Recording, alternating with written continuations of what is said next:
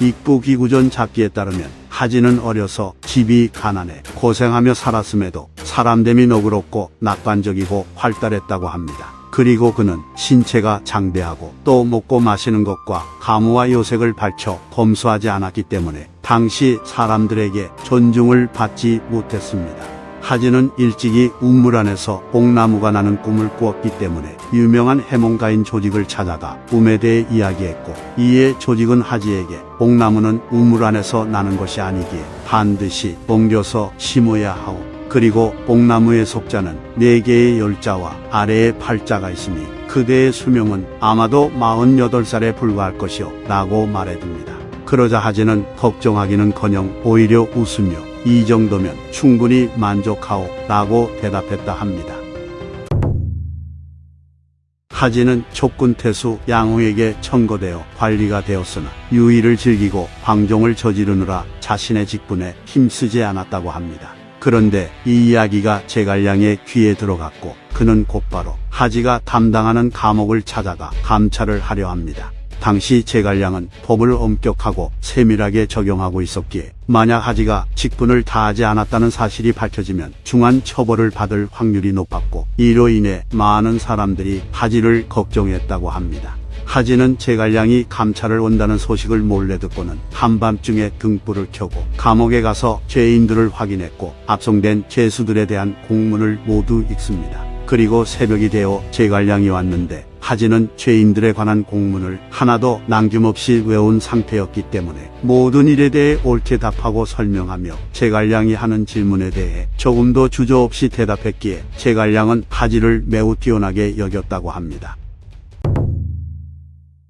하지는 성도현의 현령에 임명되었는데 당시 비현의 현령 자리가 비었기에 하지가 두 현을 다스리게 됩니다. 그런데 두 현은 백성들이 매우 많이 살았기 때문에 도읍과 매우 가까운 지역만 질서가 바로 잡혔고, 이로 인해 사악하고 더러운 사람들이 도처에 많이 있었습니다. 그래서 하지는 사악한 자들을 잡아내기 위해 수차례 조사를 하였는데 늘 사람들을 조사할 때 항상 수면을 취했고 잠에서 깨어난 다음 쉽게 거짓말과 허위 사실을 밝혀냈기에 사악한 무리들 대다수는 하지에게 죄를 적발당할 것을 두려워했고, 혹은 하지가 술수를 쓴다고 여기며 감히 거짓말을 하지 못했다고 합니다.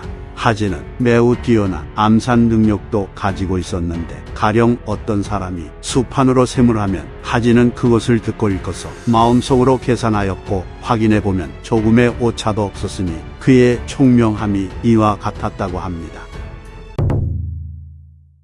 문산의 이민족들이 불안정한 상태였기에 하지가 파견되어 문산태수로 임명되었고, 하지는 이민족들을 잘 다스려 이민족들은 하지를 믿고 복종했다고 합니다. 그래서 하지는 그 공으로 광안태수로 승진합니다. 그런데 이후 문산의 이민족들이 다시 모반을 일으킨 뒤 전 태수인 하부군이 다시 태수가 되면 우리는 곧바로 탈없이 조용히 지낼 것이요 라고 말했다 합니다. 그러나 당시 하지를 보낼 상황이 아니었기에 조정에서는 하지의 일적 사람을 뽑아 문산을 다스리도록 했고, 이로 인해 문산 지역은 다시 안정을 되찾습니다.